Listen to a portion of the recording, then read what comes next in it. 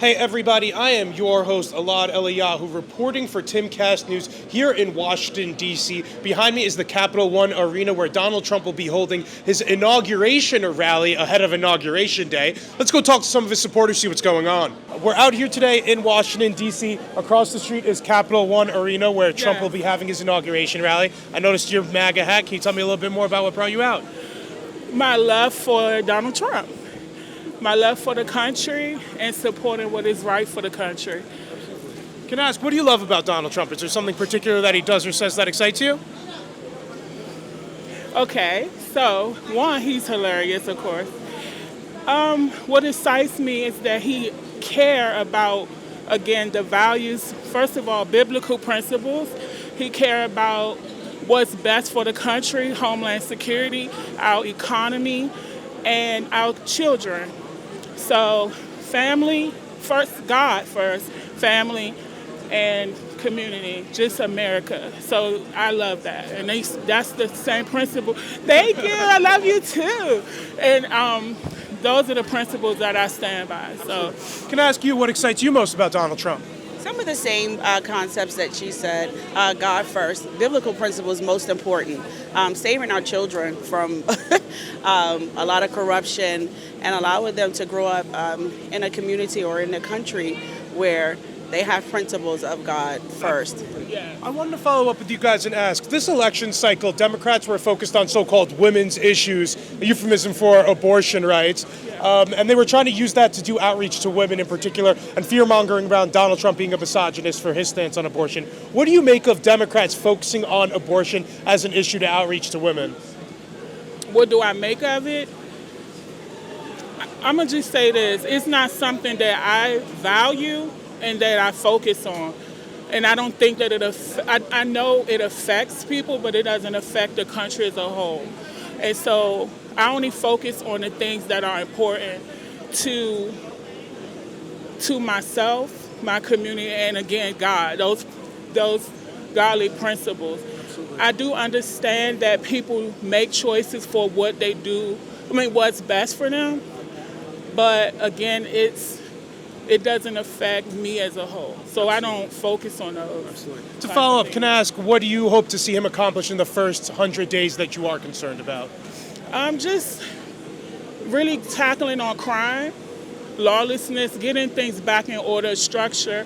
Of course, our economy, getting back the respect that our country once had, and coming to a confidence as a citizen, and just feeling safe, feeling secure, and knowing that we have a leader that stands for us, is vouch for what America wants. So that, and what God wants. Absolutely. First. There's one last topic I wanted to tackle, and it's the issue of immigration. Donald Trump talked a lot about deporting illegal migrants who committed crimes on the campaign trail. What do you think of this stuff when he talks about deporting illegal migrants who committed crimes? I definitely agree.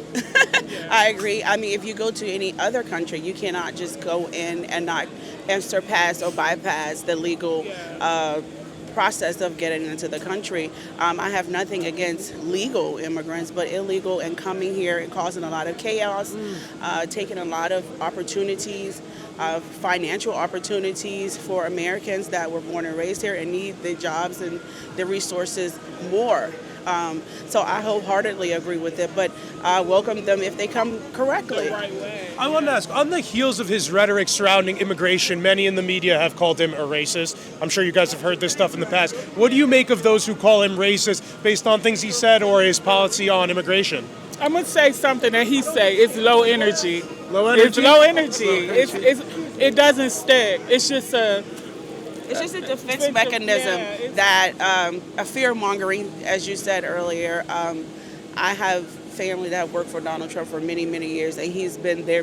They have so many, they speak of him in such high regard. The media influence is so important. A lot of people are misinformed, they're uneducated, and they base solely on social media and not researching everything for themselves to understand his policies and what they really are. You're a young gentleman. What would you like to see Trump do in the first 100 days he gets into office that'll affect you as a young man? I mean, I think the economy is pretty tough. Rent, student debt, stuff like that would be nice to get addressed. We'll see if the tax bill can get through or how they're going to do it. But, other than that, maybe get more people involved. That way policies can actually get through the government. Because right now it's just so inefficient. Like, hopefully we can make things actually start working again. Absolutely. Fix the border. Fix the border? Fix the border is a huge one. Absolutely. I know Donald Trump, he ran on helping fix the immigration crisis that we were dealing with in our country. He was talking about deporting illegal migrants who convicted crimes. What do you think of when he talks about this stuff? He says a lot of things that are just to excite people. It's not so much that word for word that's what he wants to do, but I think his head's in the right space. It's just hopefully he has good advisors that can help him push through the fine details. Absolutely. Would you like to see him deport illegal migrants who committed crimes? Yes, we have to stop terrorism, whether it's foreign or domestic. Completely. Absolutely. What do you think? Do you agree? Yeah, no, I agree that we have to, if people are committing crimes, we want them out of the country, you should go through the legal process to get here.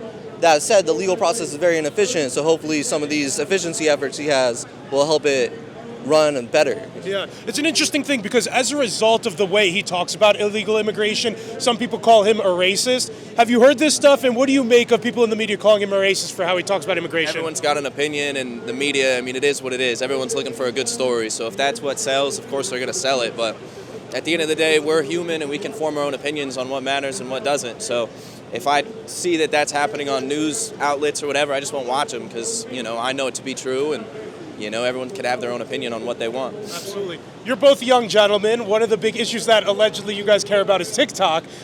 TikTok was recently banned for a day or so. Trump says he wants it unbanned. Do you guys care about this issue? I don't. I have other social media platforms that I can use, so not a big thing to me.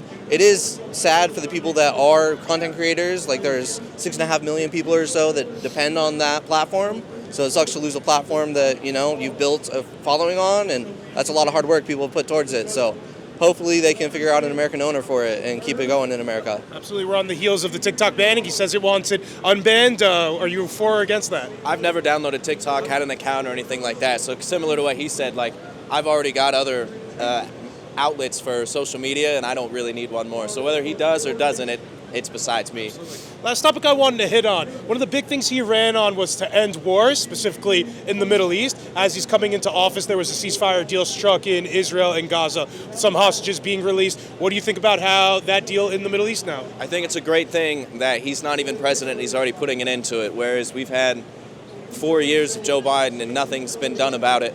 If anything, we were giving them money, and quite frankly, we still are. And now it's ceasing fire, and exactly that. We're getting rid of hostages without even having boots on the ground. So it's a beautiful thing. I know another big issue that Donald Trump was talking about this election cycle was illegal immigration, and specifically that he wants to deport migrants committed of crimes. Yeah. What do you make of all this stuff? That's not an unreasonable thing. My mother was an immigrant, and so I have absolutely nothing against immigrants. And even illegal immigrants, of course, you can say that there's plenty of them who come and contribute positively to this country. However, if there's people here committing crimes who weren't supposed to be here in the first place, then I think that it's a pretty reasonable thing to say, they should go back, to where they came from, and they shouldn't have been here in the first place, and they're committing crimes. Absolutely. It's interesting because as a result of his rhetoric surrounding the immigration issues, many in the media have called him a racist for years now. What do you make of that argument that he's a racist? Yeah. So it's, people have said if Trump's a racist, he's a pretty bad racist. To have a vice president whose wife, is Indian, and he's clearly not afraid of, his wife and others surrounding him in the administration. And so, I think that his actions speak a lot, louder than his words. And at the end of the day, sometimes the mean tweets, they can rub some people the wrong way, but if you look at his results, they're pretty, they speak for themselves. Absolutely. One last topic I wanted to hit on is wars, because he talks about ending them. And now as he's coming to office, they seem to strike a ceasefire deal in Israel, seeing some hostages being released. What do you think about this ceasefire deal reached in Israel now on the heels of Trump coming into office? I think that's monumental. And if you look right after the election, there were several terrorist groups that said they're, going to stop the violence and all these other things. And I think that we really need to go back to this whole speak softly but carry a big stick idea where, people don't respect us if we are weak, if we don't back up what we say. And what good is our position in the world as a protector and as a leader if we won't protect our own? You have a sign here that says, "Don't be duped by a lifelong con man. You're too good for him." Can you tell me why you decided to come out here today walking down the line with the sign? Of course, first and foremost, I have no contempt for the vast majority of folks who voted for Donald Trump, someone whom I despise for many reasons, but I do not hold anything against the folks who voted for him. I think we are all primarily a product of our own ecosystems, not least of which are media ecosystems. And I grew up in New York City. I now live in DC, in a bubble. I'm a product of the ideas and the people who surrounded me. And for that reason, I grew up registered as a Democrat when I turned 18. I'm not the biggest Joe Biden fan, but voted left, always have since I've been able to vote. If I were born to different circumstances with different ideas around different people, I'm sure I would have voted for Trump. I know you said that you were able to have some conversations with Trump supporters with this sign. Can I ask, what generally have those conversations been like? After some of them start by people maybe saying things to try to provoke me, but most of the people who actually want to have a conversation, they're very amicable, very friendly. A few people ask for my name, my number, saying they want to stay in contact, and that sort of proves my point, I think, right? Like most of the people here, no one has yelled, no one's cursed at me, no one's said, people say idiot, of course we all say idiot sometimes, right? But no, the people I've spoken with are lovely people who are here to support someone they support. I'm here to protest someone I don't support, right? Absolutely. There seems to have been a lot of fear-mongering around Donald Trump, not only leading up to this election, but ever since he came onto the political scene. Do you believe the stuff they say about him specifically, that he is a fascist, a racist, a misogynist?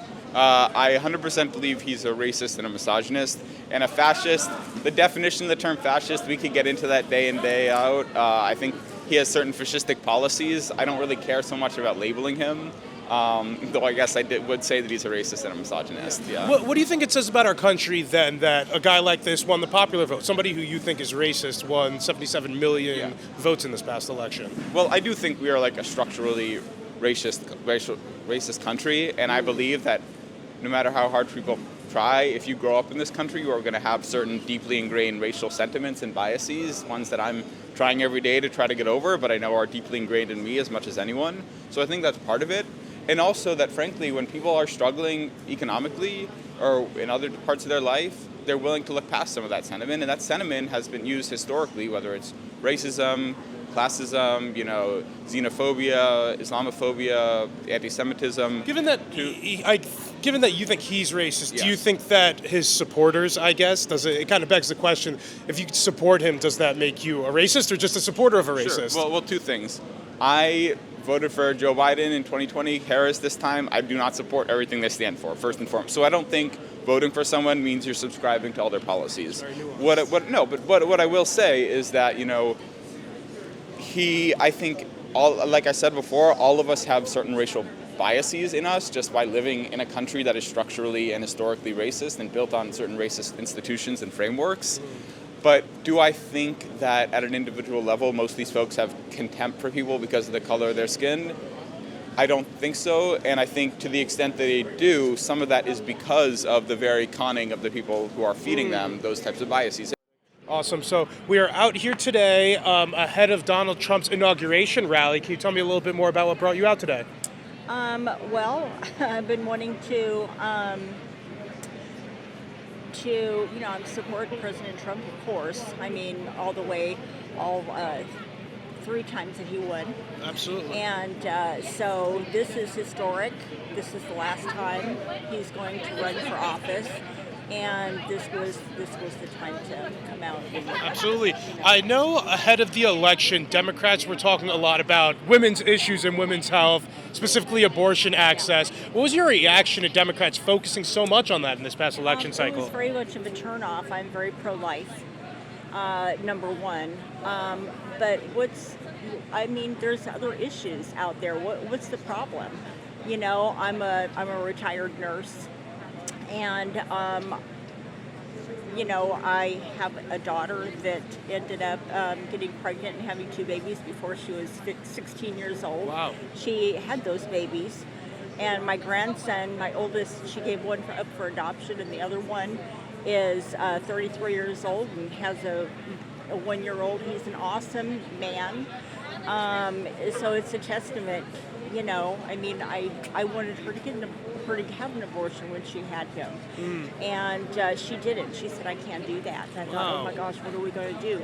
Because I was, you know, I didn't think abortion was that bad of a deal, but that is what turned me around.